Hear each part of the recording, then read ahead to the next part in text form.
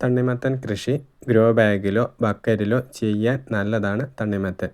തണ്ണിമത്തൻ കൃഷി നവംബർ മുതൽ തണ്ണിമത്തൻ കൃഷി ചെയ്യാം. കേരളത്തിൽ നവംബർ മുതൽ മാർച്ച് വരെയുള്ള സമയത്ത് തണ്ണിമത്തൻ കൃഷി ചെയ്യാവുന്നതാണ്. സൂര്യപ്രകാശം ധാരാളമായി ലഭിക്കുന്ന തുറസായ സ്ഥലം വേണം കൃഷിക്കായി തിരഞ്ഞെടുക്കാൻ. ഗ്രീൻ ലൈഫ് ക്രിയേഷനിലേക്ക് സ്വാഗതം. തണ്ണിമത്തൻ കൃഷി ചെയ്യുന്നത് എങ്ങനെയെന്നാണ് ഇന്നത്തെ വീഡിയോയിൽ. ആദ്യമായിട്ടാണ് എൻ്റെ വീഡിയോ കാണുന്നതെങ്കിൽ ഷെയർ ചെയ്യാനും സബ്സ്ക്രൈബ് ചെയ്യാനും മറക്കരുത്. നടീൽ വസ്തു: വിത്താണ് നടുന്നത്. വിത്തുകൾ കേരള കാർഷിക സർവകലാശാലയുടെ മണ്ണുത്തി ഫാമിൽ നിന്നും ലഭ്യമാണ്. IHR ബാംഗ്ലൂർ നിന്നും വിത്തുകൾ ലഭ്യമാണ്. വിവിധ കമ്പനികളുടെ ഹൈബ്രിഡ് വിത്തുകളും ഇന്ന് ലഭ്യമാണ്.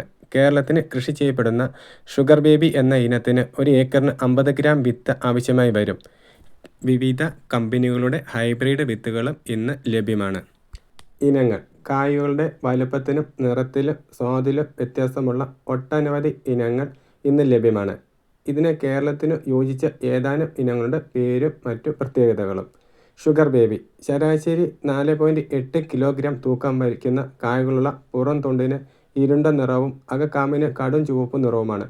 3 മുതൽ 4 മാസം ദൈർഘ്യമുള്ള ഇതിൻ്റെ ഉൽപാദനക്ഷമത 60 ടണ്ണാണ് ഏക്കറിന്. ഇടത്തരം വലുപ്പമുള്ള കായ്കളുടെ തൊണ്ടിന് കട്ടി കുറവാണ് എന്നതും ഈ ഇനത്തിൻ്റെ പ്രത്യേകതകളാണ്.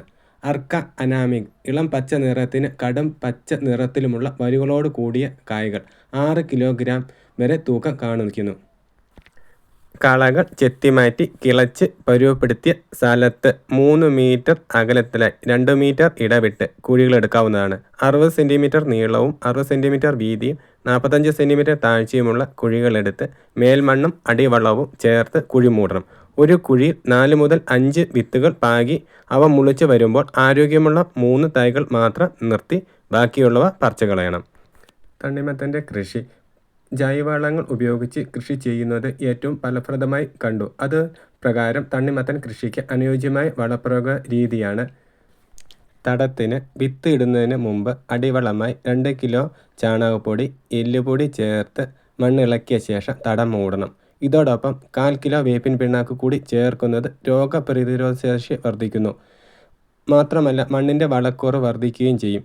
വിത്ത് മുളച്ച് 3 മുതൽ 6 ഇല പരുവമാകുമ്പോൾ, അതായത് 15 ദിവസം മുതൽ 25 ദിവസത്തിന് ശേഷം 3 കിലോ മണ്ണിര കമ്പോസ്റ്റും 10 ഗ്രാം കടലപ്പിണ്ണാക്കും മേൽമലമായി ചേർക്കണം. ചെടികൾ വള്ളി വീശി തുടങ്ങുമ്പോൾ 30 മുതൽ 35 ദിവസങ്ങൾക്ക് ശേഷം 3 കിലോഗ്രാം മണ്ണിര കമ്പോസ്റ്റ് കൂടി ചേർത്ത് മണ്ണ് കൂട്ടിക്കൊടുക്കണം. മണ്ണിര കമ്പോസ്റ്റിന് പകരം കമ്പോസ്റ്റ് മറ്റ് ജൈവവളങ്ങളോ ചേർക്കാവുന്നതാണ്. രാസവളങ്ങളുടെ അമിത പ്രയോഗം കായ്പൊട്ടലിന് കാരണമായേക്കാം. ജലസേചനം: ആദ്യകാലങ്ങളിൽ 2 മുതൽ 3 ദിവസത്തിൽ ഒരിക്കൽ നനച്ചു കൊടുക്കണം. കായ്പിടുത്തം തുടങ്ങുമ്പോൾ മണ്ണിൻ്റെ നനവനുസരിച്ച് ജലസേചനം കുറയ്ക്കാവുന്നതാണ്. മണ്ണിന് ഈർപ്പം കൂടുന്നത് കായ്പൊട്ടലിന് കാരണമാകും. മാത്രവുമല്ല മധുരം കുറയാനും ഇടയാകും. പുതയിടൽ: ചെടികൾക്ക് പടരാനും കൃഷി ചെയ്യുമ്പോൾ കായ്കൾ മണ്ണിൻ്റെ ചൂടേൽക്കാതിരിക്കാനും യഥാസമയം പുതയിട്ട് കൊടുക്കേണ്ടത് അനിവാര്യമാണ്. സസ്യസംരക്ഷണം: തണ്ണിമത്തന് നമ്മുടെ നാട്ടിൽ താരതമ്യേന കീടങ്ങളും രോഗങ്ങളും കുറവാണ്. എന്നാൽ വെള്ളരി വർഗ്ഗ വിളകളെ ആക്രമിക്കുന്ന മത്തൻ വണ്ട്, കായീച്ച എന്നിവ വളരെ വിരളമായി തണ്ണിമത്തനെയും ആക്രമിക്കാറുണ്ട്. ചെറിയ കായകളുടെ പുറത്തുള്ള രോമം ഒരു പരിധിവരെ കായീച്ചകളെ അകറ്റുന്നു.